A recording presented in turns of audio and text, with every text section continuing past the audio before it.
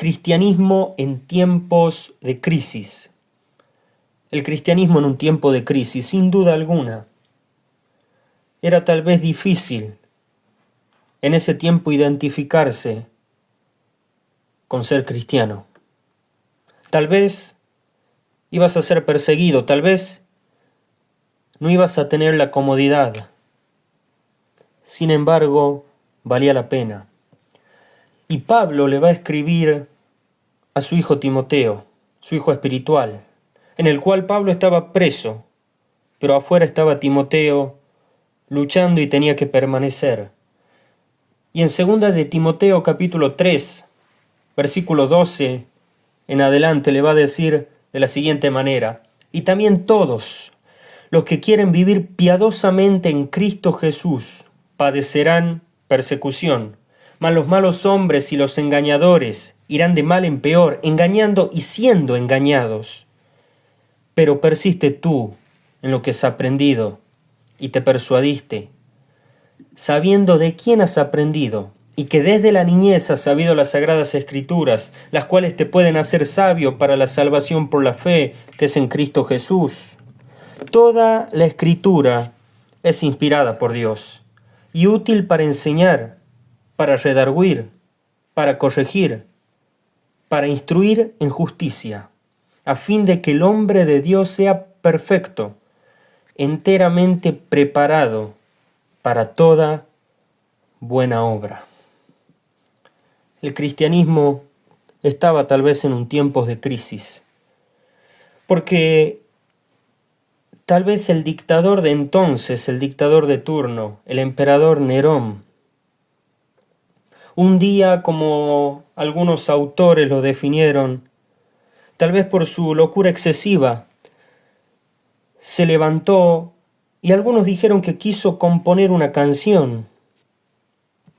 Y para ello no se le ocurrió mejor idea que incendiar Roma. Roma estaba en llamas. Tal vez el humo subía. Tal vez las olas calentaban a las personas que pasaban por entonces.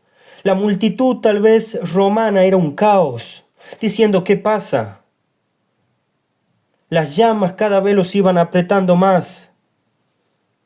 Y el emperador en ese contexto, él en vez de asumir todo ello, decidió echarle la culpa a los cristianos. Cuando le echa la culpa a los cristianos, automáticamente se desprende una persecución intensa. Cristianos crucificados, otros en las cárceles, largados en las arenas, devorados por los leones. El cristianismo estaba en crisis. Identificarse con ser cristiano era como identificarse contrariamente a la vida política, a la vida en contra del emperador. Pero ya estaban en persecución, pero Roma estaba ardiendo. Y en ese contexto también buscan al líder del cristianismo, el apóstol Pablo, y lo meten preso. Fuera de aquella cárcel, fuera de aquel círculo en el cual estaban próximos a morir los líderes, fuera de todo ello estaba Timoteo. Timoteo tal vez se enteró del incendio en Roma, de las llamas en Roma, del alboroto que había en Roma. Seguramente sabía de una persecución intensa que se desprendió en su contexto y alrededor. Pero tal vez le llegó la carta de que Pablo estaba preso y ya estaba próximo a morir. Pablo se estaba por ir. Aquel apóstol en quien había invertido tanto en Timoteo. Ahora Timoteo tenía que seguir. Y Timoteo tal vez desanimado, tal vez llorando, lee aquella carta y la pregunta que surgía, me imagino, en cada rincón de Roma, en cada rincón del mundo de entonces, era: ¿el cristianismo llegó a su fin?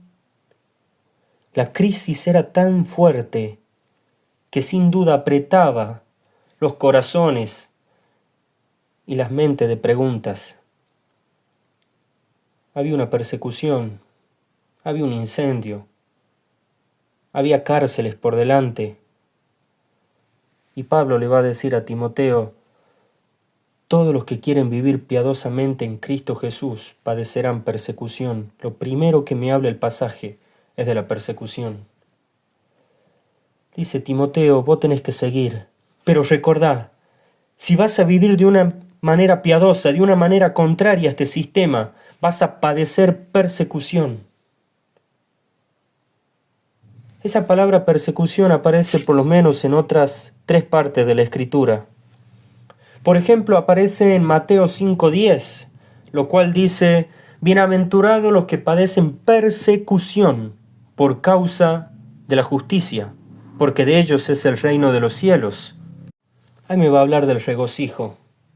Dice, todos aquellos que padecen persecución por causa de la justicia deben regocijarse, sentirse súper felices, bienaventurados. Pero esa misma palabra, persecución, aparece en 1 Corintios 4:12, cuando Pablo va a hablar acerca de su ministerio en el apostolado. Y él va a decir, nos fatigamos trabajando con nuestras propias manos. Nos maldicen y bendecimos. Y ahí aparece, padecemos persecución y la soportamos. Nos difaman y rogamos. Y dice el texto, hemos venido a ser hasta ahora como la escoria del mundo, el desecho de todos. Acá me va a hablar del rechazo.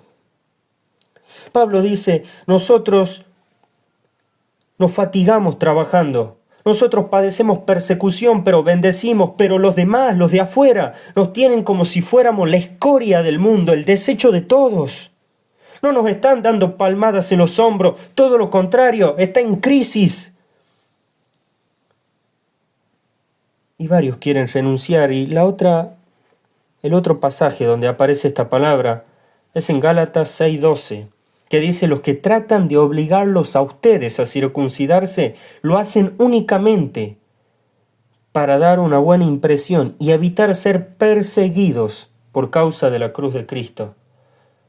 Mateo 5 me va a hablar del regocijo, 1 Corintios 4 me va a hablar del rechazo, pero Gálatas 6:12 me va a hablar de la renuncia. Porque dice, hay varios que es como que si negociaran con la enseñanza. Y dice, tratan de obligarlos a circuncidarse para evitar ser perseguidos por causa de la cruz de Cristo. Y así pasa en el contexto de hoy. Muchas personas renuncian al verdadero evangelio únicamente para evitar ser perseguidos. Muchos dicen, y vengan a Cristo por dinero, y vengan a Cristo que van a recibir su milagro, y vengan a Cristo que... Y todo es falso. Todo eso no es así. Todo es contrario a la palabra de Dios. Pero todo ello lo hacen y no dicen nada, únicamente para evitar ser perseguidos. Y de modo que algunos que predican únicamente sacando el pecado, diciendo, bueno, sí, está todo bien, y sí, no importa, vas a ir al cielo y no es así. La Biblia no enseña eso. La Biblia dice que todos hemos pecado y que tenemos todos aquellos que no han solucionado su cuenta con el Señor, enfrentarán el juicio, irán al infierno. Pero varios lo evitan para evitar ser perseguidos.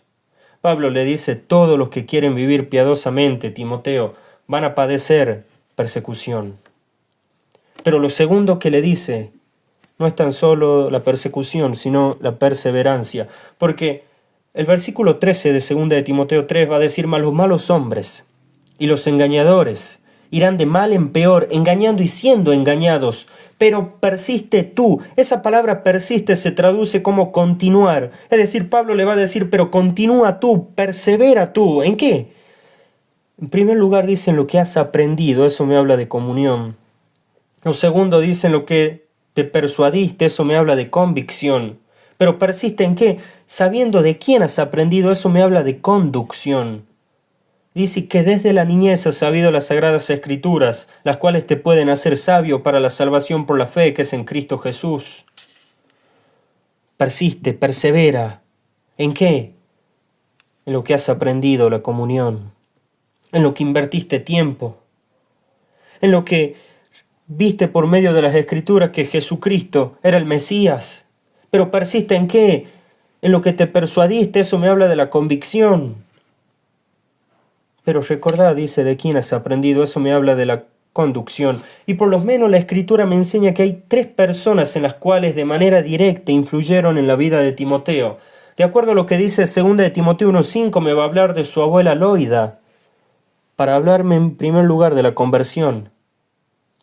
De acuerdo a lo que dice Hechos 16:1, me va a hablar de su madre Eunice, para hablarme de la constancia, dado que decía que era una judía devota. Y seguramente estando allí y queriendo saber la verdad, escuchó al apóstol Pablo y llegó a los pies de Cristo. Pero la otra persona que invirtió fue el mismo apóstol Pablo, según 2 de Timoteo 1:2. Y ahí ya no me va a hablar de la conversión, no me va a hablar de la constancia, sino me va a hablar del compromiso. Y ahí estaba Timoteo en ese contexto. Pablo le va a decir persevera. Pablo le va a decir sé constante, y Pablo le va a decir asume el compromiso. Varios tal vez en la vida cristiana empezaron de esa manera. Empezaron siendo el primer tal vez convertido de la familia. Y se desenvolvieron en un contexto en el cual muchas veces tuvieron que sufrir. Algunos empezaron con la constancia, pero otros deben seguir con el compromiso de que por más que el cristianismo esté en crisis, deben persistir, perseverar y seguir adelante. En primer lugar habla de la persecución, en segundo lugar de la perseverancia, pero en tercer lugar de la palabra. Y va a decir, ¿cómo hago para persistir? Recordad, dice, toda la Escritura es inspirada por Dios, y ahí me habla del poder. Porque esa palabra inspirada se traduce como soplada, es la misma idea que aparece en Génesis capítulo 2, en el cual va a decir que el Señor hizo al hombre y sopló en él aliento de vida. Ese mismo poder que tuvo, ese soplo en el hombre para darle vida, es el mismo poder que me lleva a la Escritura para encontrarme con Cristo y darme vida eterna. Dice, toda la Escritura es inspirada por Dios, el poder, pero en segundo lugar el provecho, porque dice que es útil para enseñar. Eso me habla de la doctrina. Es útil para redarguir. Eso me habla de un reproche que hace la Escritura a mi vida. Es útil para corregir. Eso me habla de reforma, de volver a darme la forma cuando varias veces estoy fuera del camino. Es útil, dice, para instruir en justicia. Eso me habla del entrenamiento, que cada vez me va entrenando la palabra, para que viendo el poder, viendo el provecho, pase en tercer lugar al propósito. ¿Cuál es? Dice, a fin de que el hombre de Dios sea perfecto, maduro, enteramente preparado para toda buena obra. Y Pablo le va a decir a Timoteo, el cristianismo está en crisis, el tiempo está difícil. Tal vez en ese contexto, la abuela de Timoteo, por lo cual había empezado, tal vez ya estaba por morir. Tal vez su madre también estaba próximo a morir. Pablo tal vez estaba ya en breve a morir. Y en medio de una crisis, el apóstol le va a decir a Timoteo, persiste tú. Seguí adelante, no licúes el evangelio. Persevera en ello, como en aquel caso fue Martín Lutero, quien estando tal vez apretado le dijeron, pedí perdón por todo lo que hiciste, pedí perdón y renuncia a lo que estás haciendo. Y Lutero le dijo, no tengo ningún problema, simplemente muéstremelo con las páginas de la Escritura y yo lo haré. Ninguno le pudo mostrar, porque Lutero estaba en la verdad y persistió en ello. Pablo le va a decir, persiste tú, y le va a hablar de la palabra. Aquella palabra que dice que está establecido para los hombres que mueran una sola vez y después de esto el juicio. Aquella palabra que dice que todos hemos pecado Por ende estamos destituidos de la gloria de Dios. Aquella palabra que dice que Jesucristo vino a morir por cada pecador. Aquella palabra que dice que si oyeres hoy la voz de Dios, no endurezcas tu corazón. Aquella misma palabra es la que habla tu vida. Y te dice que Jesús está esperando que vengan a Él.